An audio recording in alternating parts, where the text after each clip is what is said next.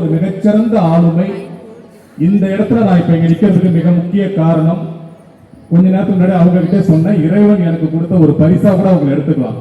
நம்மளுடைய செயலர் அன்னை அவர்களை இந்த நேரத்துல மனப்பூர்வமா உங்கள் கரவொலியோடு நான் வாழ்த்தி வணங்குறேன்.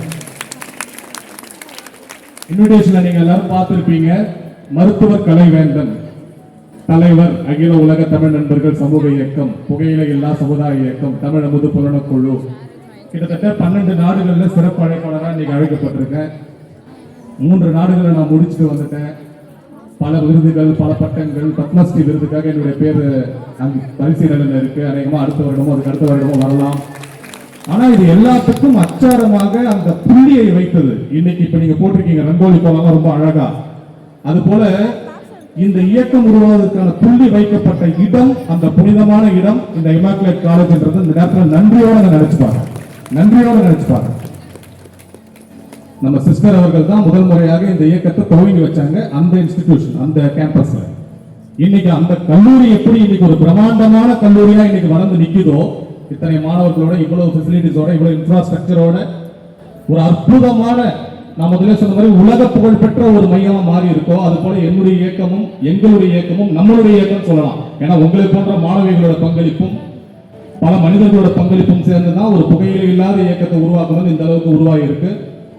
அதே போல தமிழை மனிதன் மருத்துவம் இந்தியன் 4 அடையாளம் இருக்கலாம். நான் பொதுவா எல்லா மேடைகளும் சொல்றது அதுதான்.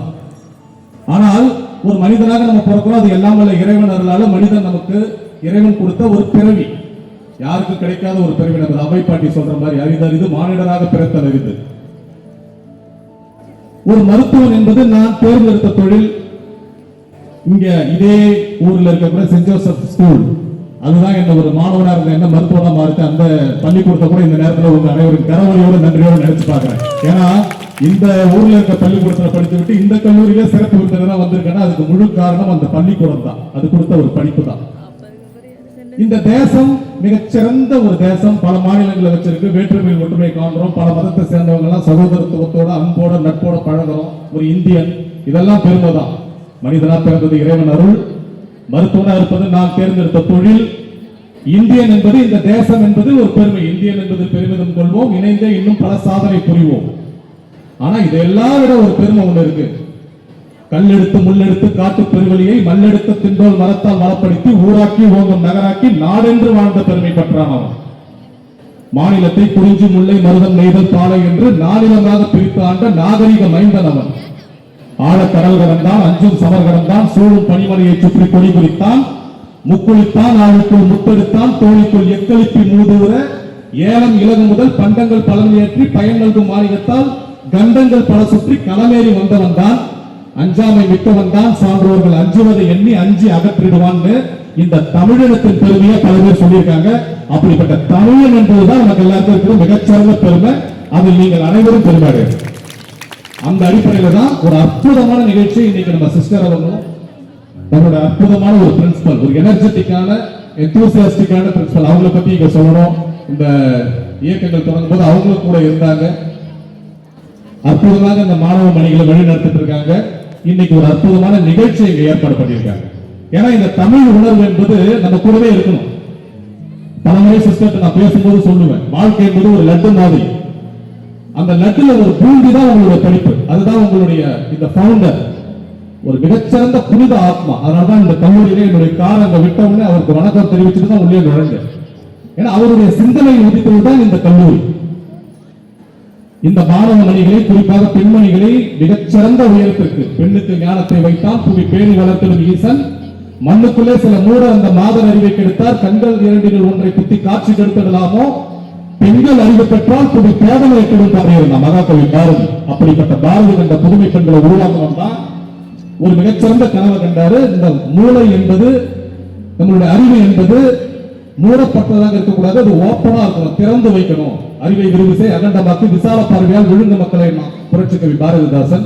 அப்படிப்பட்ட ஒரு அறிவார்ந்த மக்களாக, மாணவிகளாக, மனிதர்களாக நீங்க மாறணுன்றதுக்காக தான் அவர் கனவு கண்டாரு. நம்மளுடைய பிரின்சிபல், அவங்களுடைய செயலர், அவங்களுடைய நோட்டை நீங்க பாருங்க. அப்ரஹாம் லிங்கனுடைய ஒரு அற்புதமான ஒரு தத்துவம். வெறும் கலெக்ஷன் ஆஃப் த ஃபேக்ட்ஸ் கிடையாது படிப்புன்றது. அதுதான் இந்த நிகழ்ச்சி உங்களுக்கு முன்னாடி காட்டுது. எல்லாரும் நீங்க மேத்ஸ் படிக்கிறீங்க, சயின்ஸ் படிக்கிறீங்க, ஜுவாலஜி படிக்கிறீங்க, பயாலஜி படிக்கிறீங்க, காலேஜுக்கு வந்து நிறைய எம்ஃபில், பிஹெச்டி எல்லாம் படிக்கிறீங்க. That is all education. It is only the collection of facts. But you should acquire the wisdom.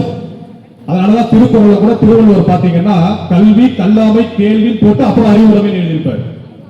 அறிவுன்றது வேற, படிப்புன்றது வேற. இப்ப நீங்க எல்லாம் படிக்கிறீங்க, மிகச்சிறந்த பட்டதாரிகளா மாற போறீங்க. இன்ஃபேக்ட் நான் உங்க முன்னாடி பேசுறது ரொம்ப பெருமையா நினைக்கிறேன். ஏன் தெரியுமா? நான் பேசிட்டு இருக்கிறது கிரண்பேடி மாதிரி ஐபிஎஸ் முன்னாடி கிட்டத்தட்ட ஒரு 100 கலெக்டர்களை உருவாக்கக்கூடிய ஒரு கல்லூரியா இது இருக்கும். கண்டிப்பா நான் சொல்றேன், அடுத்த 10 வருஷத்துல பாத்தீங்கன்னா இந்த கல்லூரியில இருந்து ஒரு 100 கலெக்டர் உருவாயிருப்பாங்க. ஏன்னா அப்படிப்பட்ட ஒரு அற்புதமான ஃபேக்கல்டி, அப்படிப்பட்ட அற்புதமான ஒரு செயலரமை, அப்படிப்பட்ட அற்புதமான ஒரு பிரின்சிபல். அப்போ அந்த கல்வி என்பது கலெக்ஷன் ஆஃப் ஃபேக்ட்ஸ். பட் அத வாழ்க்கையில நம்ம எப்படி கொண்டு வரோம்? அததான் சொன்ன, வாழ்க்கை என்பது ஒரு லட்டு மாதிரி, அது ஒரு பூந்தி தான் நம்ம படிக்கிற படிப்பு. ஆனா அதை சுத்தி இந்த உலகத்துல இந்த வாழ்க்கையில நம்ம கத்துக்க வேண்டிய விஷயம் எவ்வளவோ இருக்கு. என்னுடைய மருத்துவத்துறையில சிஸ்டர் கூட விளையாட்ட கேட்டாங்க, நீங்க இப்போ கிளினிக் வந்து எப்பதான் போறீங்களா அப்படின்னு. நோ, அது நம்மளுடைய தொழில், அது நம்மளுடைய ஆதாரம். இந்த கல்வி என்பதுதான் நம்மளுடைய ஆதாரம். பல துறைகள் இருந்தாலும், பல திறமைகள் இருந்தாலும், அது ஒரு அச்சாணி போல அது இருந்தால்தான் அதை சுற்றி ஒரு சக்கரமாக நம்மளுடைய வாழ்க்கை அமைச்சுக்கணும். ஆனால் அந்த அச்சாணியே வாழ்க்கை. ஒரு படிப்பு படிச்சா, ஒரு பட்டம் வாங்கின, ஒரு பணி வாங்கின, கொஞ்சம் சம்பாதிக்கிறேன், ஒரு குடும்பம், ஒரு குழந்தை, குறிப்பா பெண்மணிகள், அப்படி நம்ம முறையிடக்கூடாது. ஏன்னா நான் பல முறை சொல்லியிருக்கேன், பல மேடைகளை சொல்லியிருக்கேன். அந்த ஒரு சில கருத்துக்களை சொல்லி என்னுடைய உரையை நான் சுருக்கமா நிறைவு செய்றேன். ஏன்னா எல்லாருமே பொங்கல் மூட்ல இருக்கீங்க, விடுமுறை காலம் வேற ஆரம்பிக்குது. ஆண்களுக்கு சமமாக பெண்கள் ஒருபோதும் இருக்க முடியாது. பல மேடைகள்ல மலேசியால கூட பேசினேன். அதை பேசிட்டு நான் வந்த பிறகு என்னுடைய ரூமை தட்டி எனக்கு சிறப்பாக பரிசாக கொடுக்கப்பட்டு இப்ப உங்க முன்னாடி நான் கட்டிட்டு இருக்கேன் அந்த வாட்சை. ஆண்களுக்கு சமமாக பெண்கள் ஒருபோதும் இருக்க முடியாதுன்னு சொன்னா ஏன் ஒரு பெண்மணி எனக்கு பரிசு கொடுத்தாங்கன்னு உங்களுக்கு ஒரு சந்தேகம் வரலாம். ஆண்களை விட பல மடங்கு உயர்ந்தவர்கள் பெண்கள் என்பதை அழுத்தி சொல்லும். பல மடங்கு உயர்ந்தவர்கள், பல வகையில் உயர்ந்தவர்கள். ஆண்களுக்கு எல்லாரும் ஒரு மிகச்சிறந்த அற்புத பரிசு தாய்மை, அது பெண்களுக்கு தான் கிடைக்குது. அதனாலதான் என்னுடைய பெண்மையின் பேராற்றல் என்ற புத்தகத்துல சிஸ்டர் நான் கொடுக்கிறேன், உங்ககிட்ட அவங்க அதை சொல்லுவாங்க. அதை பத்தி தாய்நாடு தாய்மொழி இவற்றை மதிக்காத மனிதன் இல்லை, இவை இல்லாத மனிதன் இல்லை, இவற்றை மதிக்காத மனிதன் மனிதனே இல்லை. ஏன்னா அப்படிப்பட்ட தாய்மையை நீங்க தான் கொடுக்குறீங்க. அதே உணர்வோடு தான் தாய்மொழியை மதிக்கணும்ன்ற அடிப்படையில் ஒரு பொங்கல் விழாவை இங்க கொண்டாடி இருக்கீங்க. இந்த தாய்மொழியின் தரத்தையும் தாய்மொழியின் வலிமையும் நம்ம தெரிஞ்சுக்கிறதுக்காக இந்த விழா கொண்டாடுறோம். ஒரு இடத்துல நம்ம ஏன் இந்த நிகழ்ச்சியை கொண்டாடுறோம்? ஏதோ ஒரு நாள் நம்ம ஒரு கடமைக்காக இந்த நிகழ்ச்சியை கொண்டாடுறோமா? தமிழை பத்தி ஏன் நம்ம பேசுறோம்? நான் முன்னாடியே சொன்ன நம்மளுடைய மிகச்சிறந்த அடையாளம்.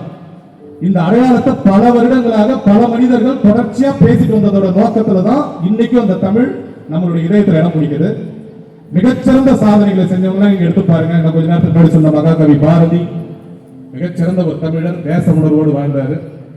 தேடிச்சோறு நிதம் என்று பல சின்னஞ்சிறு கதைகள் பேசி மனம் வாடி துன்பமிக முழன்று பிறர் வாழ பல செயல்கள் செய்து நரை கூடி கிழ பருவம் எய்து கொடும் கூற்றுக்கரை என பின்மாயும் சில வேடிக்கை மனிதரை போல நான் வீழ்வேன் என்று நினைத்தவன் கேட்டாரு.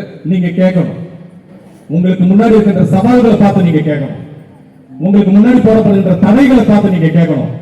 உங்களை யாராவது ஏதாவது முடியாதுன்னு சொன்னா அவங்களை பார்த்து கேட்கணும், நேருக்கு நேரா இல்ல, உங்கள் செயலால. Because action speaks louder than words.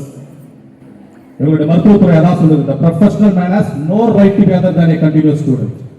ஒரு தொழில்முறை மனிதன் என்பவன் தன் வாழ்நாளின் இறுதி வரை மாணவனா இருக்கும். அது மருத்துவருக்காக மட்டும் இல்ல, உங்களை போன்ற மாணவ மணிகளுக்கு மட்டும் இல்ல, ஒவ்வொரு மனிதனுக்கும் அது பொருந்தும். கற்றது கையளவு, கல்லாதது உலக அளவு. அதையும் நம்ம அவை பாட்டி தான் சொன்னாங்க. இப்படி நம்ம தமிழனை நமக்கு கொடுக்காத விஷயங்கள் கிடையாது, தமிழ் நமக்கு கத்துக் கொடுக்காத தத்துவங்கள் கிடையாது. இந்த தத்துவங்களை எல்லாம் நம்ம எப்ப உணர முடியும்னா அந்த தமிழர் திருநாளை நம்ம கொண்டாடும் பொழுது, அந்த தமிழ் உணர்வுக்குள்ள நம்ம முழுகும் பொழுது, அந்த தமிழை நம்ம நேசிக்கும் போது, சுவாசிக்கும் பொழுது இந்த தமிழ் நமக்கு பல வகையில வழிகாட்டியிருக்கு. அப்படி வழிகாட்டியதில் அந்த தமிழை சுவாசித்து நம்ம கண்ணு முன்னாடி வாழ்ந்த ஒரு மிகச்சிறந்த மனிதர் தான் நான். பொதுவாக என்னுடைய புத்தகத்திலும் சரி, பல மேடைகளிலும் சரி, பல வெளிநாட்டு மேடைகளிலும் அந்த அடைமொழியோடு தான் அவருக்கு நான் பேச்சையே தொடங்குவேன்.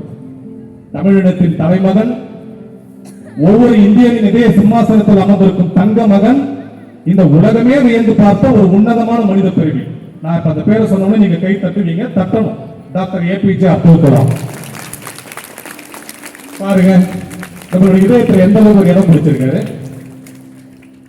எல்லா இடத்துக்கும் போகும்போது அவர் சொல்ற ஒரு மிகச்சிறந்த குரல் இருக்கு. அந்த குரல் நான் இங்க பதிவு செய்யணும். அதுக்கு முன்னாடி ஒரு சின்ன கதையை நான் சொல்லிடுறேன். ஏன்னா மாணவ மணிகள் உங்களுக்கு அது தேவை. என்னுடைய கதை தான் அது. மருத்துவக் கல்லூரிக்கு போகும்பொழுது சிஸ்டர் மாதிரி ஒரு எனர்ஜெட்டிக்கான ஒரு ஃபேண்டாஸ்டிக்கான ஒரு ப்ரொஃபசர், என்னுடைய சர்ஜரி ப்ரொஃபசர், ரணவியல் தமிழ்ல சொல்லுவோம். இன்ட்ரோடக்ஷன் கிளாஸ்ல ஃபர்ஸ்ட் எல்லாருக்கும் கேட்கறாங்க, உங்க தொடங்களோட கேட்பாங்க இல்லையா, உங்களுக்கு என்ன பிடிக்கும், படிப்பை தாண்டி என்ன பிடிக்கும், ஏன் நீங்க டாக்டர் ஆகணும்னு ஆசைப்படுறீங்க, படிப்பை தாண்டி உங்களுக்கு என்ன பிடிக்கும், ஒவ்வொருத்தவங்க ஒன்று சொல்றாங்க. இன்ஃபேக்ட் உங்களோட இன்ட்ரோடக்ஷன் கிளாஸ் கூட அப்படி உங்களை கேட்டிருக்கலாம். சில பேர் சினிமான்றாங்க, சில பேர் கிரிக்கெட்ன்றாங்க, சில பேர் நாடகம், சில பேர் புஸ்தகம் படிக்கிறது, சில பேர் மியூசிக் கேட்கறது. நான் எழுந்து தமிழ் அப்படின்னு.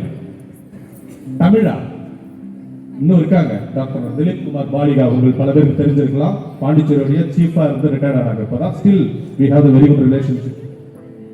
தமிழா பேஷண்ட் போய் வாந்தி வருதான்னா வாமிட் வரல சார் அப்படின்றான்.